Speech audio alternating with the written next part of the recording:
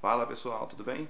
Vamos conversar com a Fabíola Esperandio, ela que é professora, coordenadora, diretora pedagógica, blogueira também. Eu vou deixar o blog dela aqui para você acessar aqui na descrição do vídeo. O papo é sobre o papel do professor nos dias de hoje. Vamos lá, eu sou Rafael Albuquerque e você está assistindo Papo de Professor. Solta a vinheta.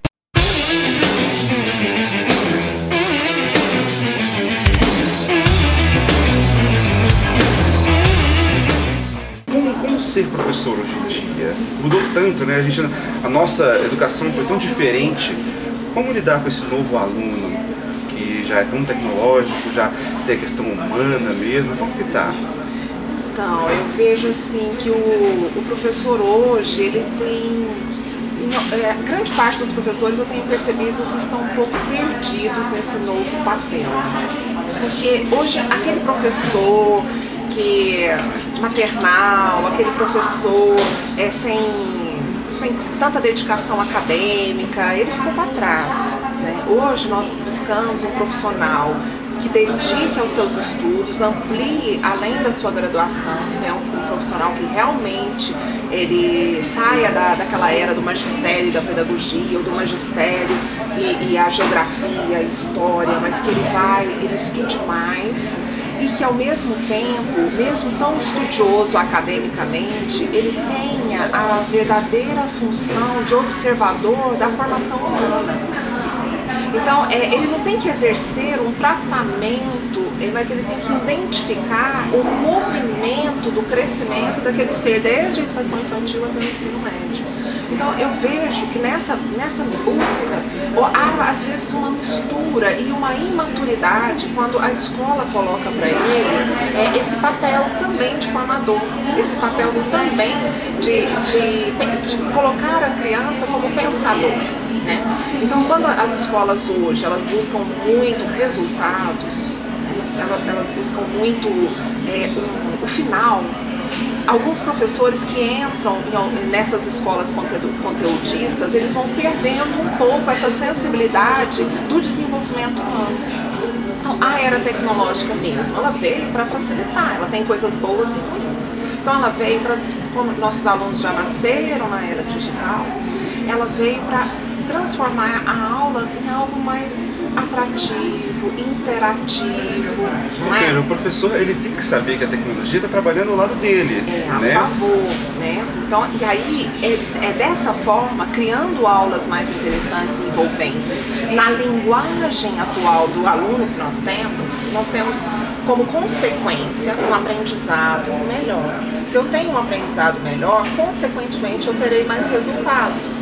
Então, e paralelo a isso, eu tenho que olhar o meu aluno e observá-lo como ele está aprendendo. Cada um tem uma modalidade de aprendizagem. É claro que isso se torna mais fácil da educação infantil ao término do ensino fundamental 1. E muitas escolas ainda conseguem no ensino fundamental 2 ter um olhar individualizado. O ensino médio se torna mais difícil, porém se a gente já faz essa base, nós com certeza chegaremos ao ensino médio esse adolescente muito mais preparado, tanto em conhecimento, academicamente, quanto emocionalmente. Então hoje me preocupa muito como o professor tem se preparado, porque eu só dou o que eu tenho. Então eu tenho cuidado da minha formação acadêmica da mesma forma que cuido da minha formação humana, porque se eu não sei cuidar de mim, como eu posso ter um olhar diferente do outro? Então eu vejo uma mistura, e aí vem a inclusão, né? Aí eu vejo profissionais já também receosos, sem informações, não buscando entender o que é incluir e verdadeiramente fazendo exclusão. Então, assim, ao invés de incluir o indivíduo na aula que eu preparei, tendo abordagens e linguagens diferentes para que ele esteja incluído no processo, eu vejo um caminhar de exclusão, onde retiro o aluno de sala, propõe atividades completamente diferentes, acaba expondo o adolescente ou a criança a uma aprendizagem paralela. E esse processo de humanização mesmo da criança hoje em dia está sendo cobrado até nas provas oficiais, né? Não pode confundir formação humana com educação familiar, aquela de berço. Eu não estou dizendo isso. O que é papel da família, o que é papel da escola, Porém, quando a gente fala em informação, nós estamos falando de filosofia, né? Nós estamos falando de um pensador, de fazer com que o aluno seja um crítico respeitoso, não uma argumentação sólida. Então, se eu sou argumentativo, quer dizer que eu estou pensando sobre. Se eu penso sobre, eu verdadeiramente estou aprendendo, porque eu só posso conversar de algo que eu domino. É como a dúvida, né? A dúvida, ela é dos estudiosos. Quem não sabe nada daquilo vai ter dúvida de quê? Não é? Então a dúvida é do estudioso, é daquele aluno interessado, né? E muitas vezes eu percebo o professor também nesse movimento assim de preocupação. Quando a gente fala de trabalho de formação humanística, é como se o papel de educar é da família. Sim, o papel de educar é da família. Nós estamos falando de um outro papel que vai além do conteúdo de geografia, de história. É aquele papel da ética, dos valores, né, do exemplo. Eu não posso reclamar de ter que dar exemplo. Eu escolhi uma profissão que vem junto com ela, né? É a observação do outro em relação ao meu comportamento. Então, ser ética, educada, tem que vir junto, né? E aí o aluno, quando ele, após a família, o contato do aluno é com a escola, é com as pessoas da escola. Então ela observa a família e observa os profissionais da escola. Se eu entendo isso, eu começo a me observar, trabalhar aquilo que eu acredito, para eu assumir verdadeiramente o meu papel de educador. Verdade. Até onde você acha que deve ir essa aproximação com o aluno e falar assim, não, agora é papel da família, ou então de um psicólogo no caso? Eu acho que o vínculo se estabelece de forma muito sadia, permitindo a aprendizagem acontecer. Por quê? Eu só aprendo com quem eu autorizo. Por exemplo, duas pessoas chegam e me dão o mesmo conselho. A pessoa que me é próxima e que eu tenho empatia, eu escuto o conselho que ela está me dizendo. Aquela pessoa que eu tenho uma certa rejeição, eu falou a mesma coisa, eu não escutei. Isso significa que eu autorizo determinadas pessoas a me ensinar ou não. Formar um vínculo de empatia com o aluno é importante para permitir a aprendizagem, mas tem um limite. Eu percebo hoje professores achando que tem que ser legalzão, né? O bacanão, o amigo. Não, o pai é pai, não é amigo. Primeiro é pai, né? Depois ele pode se tornar próximo. Amigo é muito difícil. É verdade. O professor também. O professor é professor, mas ele pode se tornar um pouco próximo. Eu preocupo muito com o professor que começa a misturar, até quando você fala da nova tecnologia, né? Eu vejo essa mistura às vezes nas redes sociais, né? Essa mistura às vezes de querer ser amigo fora da escola e o adulto da relação somos nós. Verdade. Nós somos os adultos. O adolescente e a criança, ela vai muito pela emoção, então ela vai se envolvendo. E muitas vezes ela não sabe até onde ela pode ir. E aí mistura-se muito o pessoal com o profissional. Eu acho que isso tem que ter um limite. Então, a aproximação, ela é sadia até o momento que ela está acontecendo para permitir a aprendizagem. Acho que uma discussão boa seria também sobre, já que você entrou nessa questão da rede social também, como está vendo essa mistura de professores com alunos? Isso há muito tempo já que já tem o professor adicionando alunos, isso é normal, mas aí o professor aparece numa festa, aparece fazendo isso e acaba que o professor é visto como aquele exemplo, né? Principalmente nas primeiras fases, se o professor falar para o aluno, falar, ó, casa se escreve com Z, se o aluno chegar para a mãe e a mãe falar que é com S, não, o tio falou, a tia falou que casa é com Z, então casa é com Z. Ninguém vai discutir com a criança essa questão, né? Então o professor ele ainda é em cima do pedestal do aluno, ele é o ídolo do aluno também, né? Então ele tem que ter essa responsabilidade também. O que fazer com essa idolatria, né? Quando o professor começa a adicionar o aluno, quando o aluno já está numa idade do ensino médio, que já está com uma formação um pouco já avançada, até que ele de repente consegue até separar um pouco aquele professor baladeiro que fala para não beber, mas ele está ali bebendo, entendendo que ele tem 16, o professor tem 40, então que a professora se tatuou aos 40, não quer dizer que ele aos 16 pode se tatuar também. Então, assim, ainda vai. Mas quando eu vejo profissionais da educação adicionando crianças, eu me preocupo muito, primeiro porque a criança não deveria nem estar numa rede social, uma faixa etária de 7, 8, 10, Verdade. 12, porque ela não tem maturidade e filtro para saber lidar com as pessoas que vão aproximar através desse veículo. Né?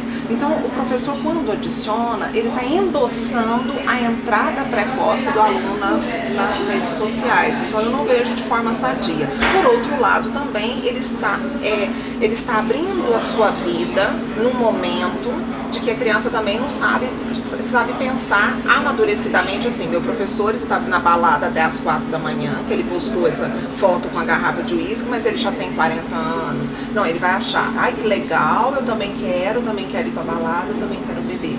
Então essas coisas, eu acho que ainda as pessoas não, talvez aqueles professores que começam a construir família, eu percebo eles começando a frear essas ações.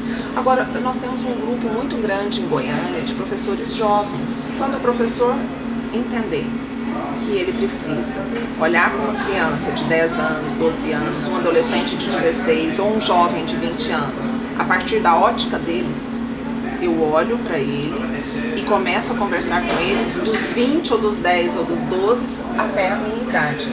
Se eu começo a fazer esse movimento e não de cima para baixo, eu vou até ele para subir o nível dele, para trazer o amadurecimento dele até a mim, nas devidas proporções. Eu acho que aí ele vai entender que às vezes criar um grupo de WhatsApp com alunos pode expor, por exemplo, eu já vi situações onde o professor quer ser legalzão, entra no grupo de WhatsApp de aluno e rola uma foto. Aí aquela foto, o professor se compromete com ela também, afinal de contas ele estava no grupo quando essa foto foi postada. Então precisa ficar atento a isso. E muitas vezes o professor preocupa muito no social, até porque alguns profissionais acreditam que estando bem socialmente mantém seu emprego. O que não é verdade, né? O que não é verdade, exatamente. O que nos mantém é realmente a nossa qualidade profissional. Mas eu deparo com muitos professores jovens que acreditam que vão assegurar sendo um professor legalzão. Isso sustenta por um tempo, mas não fica por muito tempo. O uso responsável dessas redes sociais, do Facebook, do WhatsApp, porque os nossos alunos já têm Facebook e WhatsApp, já são alunos tecnológicos. Antigamente, quando uma criança estava chorando, a mãe dava uma chupeta, hoje dá um tablet. Né? Dá um tablet com galinha pintadinha ali e pronto. Então são alunos que já são inseridos nessa era digital, né?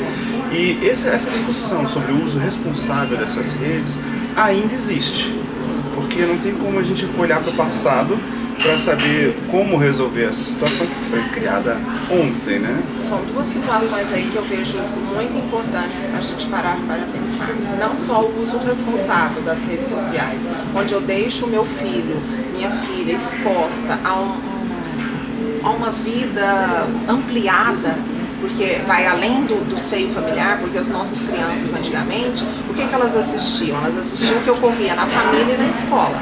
Então, mesmo se dentro da família tinha alguma coisa que feria uma ética ou era um mau exemplo, era muito ali restrito. Hoje elas assistem pelas redes sociais o que ocorre no mundo inteiro. Então, elas têm acesso a bons exemplos e exemplos ruins o tempo inteiro. E um outro ponto que me preocupa muito é o quanto as nossas crianças estão muito aceleradas, porque a mente está acelerada, ela está no computador, ela está ouvindo música, ela está vendo televisão, ela está falando com a mãe, ela está falando com o amigo no telefone. Então esse movimento todo e a gama de informações que ela recebe, porque as nossas crianças possuem muita informação e pouco conhecimento. É muita manchete e pouco aprofundamento de conhecimento. Me preocupa muito, porque como é que essas crianças no futuro terão argumentação de manchetes, né? Elas precisam, antes é melhor qualidade do que quantidade. Por que nossos jovens estão tendo quantidade de informações? nada de qualidade. E as informações são instantâneas, né? Você está em sala de aula falando sobre alguma coisa, de repente o aluno já fala para o professor, o Papa caiu. Isso, exatamente. E aí ela está o tempo todo ligada, né? Ela está ligada à aula, ela está ligada na mãe que passa uma mensagem pelo celular, a notícia que chega ali no Face, ou uma consulta que ela faz imediata, o professor está falando, ela está consultando, porque a tecnologia está dentro de sala de aula, embora se diz que não pode ser usado um celular dentro de sala de aula, o controle é muito difícil. Que ainda há uma discussão sobre isso também, né? O uso de dispositivos eletrônicos em sala de aula, né? Como controlar isso, né? O aluno tem formas de burlar uma consulta ali, rapidamente ele passa uma mensagem. Se é visto, o professor tem o direito de recolher e entregar para os pais.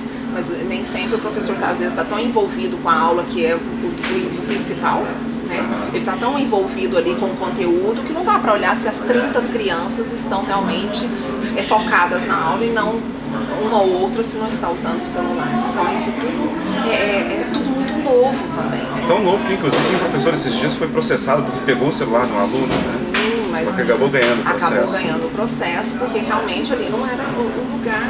Mas as crianças, elas estão perdidas com o uso da tecnologia porque os adultos também estão. Hoje em dia, os adultos não sabem, né, utilizar. Então, como é que se eu não sei, eu também não sei ensinar. Então, as crianças estão assistindo exemplos de pessoas que não param para conversar ou não resolvem um problema, às vezes até de trabalho, sem parar para resolver outras situações no celular, e eles copiam. Então, é isso que está acontecendo. Adultos estão perdidos com essa era digital, crianças e adolescentes também perdidos. E aí vem toda uma preocupação também com o nível de frustração, não sabem ser frustrados. Se você tira um celular de uma criança para entregar para a família, elas entram no pânico. É o fim do mundo. É o fim do mundo, elas não conseguem ficar sem o celular. E às vezes você escuta uma mãe dizendo, mas ela precisa do celular. Ela precisa do celular para quê? Ela está dentro de uma instituição que tem telefones disponíveis, que a família sabe onde ela está, por que ela precisa do celular. Então as pessoas precisam parar para pensar sobre isso. Então as crianças não conseguem lidar com a emoção da frustração, com perder e com ganhar. Como é que serão adultos amanhã? Porque perder, frustrar, perder uma amiga faz parte do processo de crescimento, e hoje as famílias não permitem. Uma criança, se a filha chega em casa e encontra que a melhor amiga não é amiga mais dela, a mãe vai na escola, quer reunir com a outra mãe, quer forçar a amizade, não entende que tudo isso faz parte do processo. E por que a maioria das coisas acontecem na escola? Porque às vezes a família fala que tudo acontece na escola, porque é a maior rede social que a criança está inserida. Porque rede social sempre existiu. Escola, família, agora nós temos no campo tecnológico, né?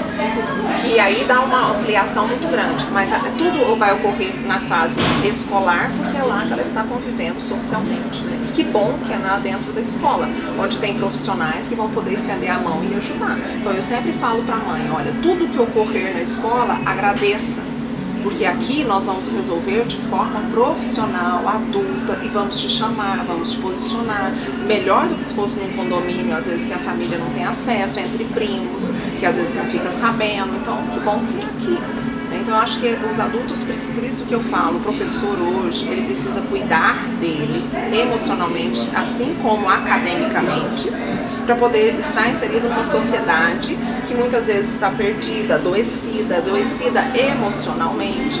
Então eu faço muito essa chamada para o meu grupo de professores. Vamos estudar sim, muito, cada vez mais. Nós temos um grupo grande já com mestrado e partindo aí para novos voos, mas vamos também cuidar do nosso eu, para que a gente possa cuidar também do outro. Não é cuidar terapeuticamente, esse papel cabe aos outros profissionais, mas despertar o olhar para perceber aquele aluno que precisa de mais do que eu estou oferecendo academicamente.